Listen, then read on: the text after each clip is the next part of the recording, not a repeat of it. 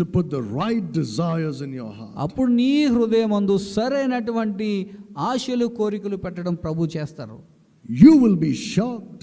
అప్పుడు నువ్వు ఆశ్చర్యానికి గురవు. You will be flabbergasted when you look at those desires that you have. You'd say, where did these come from?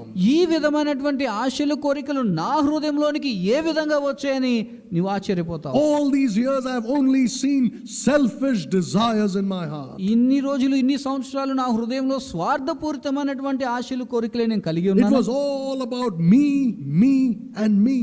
ఆశలు కోరికలు సమస్తం కూడా నా గురించి నా కోసమే నేను అనుకున్నాను. You know why? కానీ ఎందుకో తెలుసా? That's because all these years ఎందుకంటే ఇన్ని సంవత్సరాలు కూడా you were in control. నీవు నీ నియంత్రణలోనే ఉన్నావు.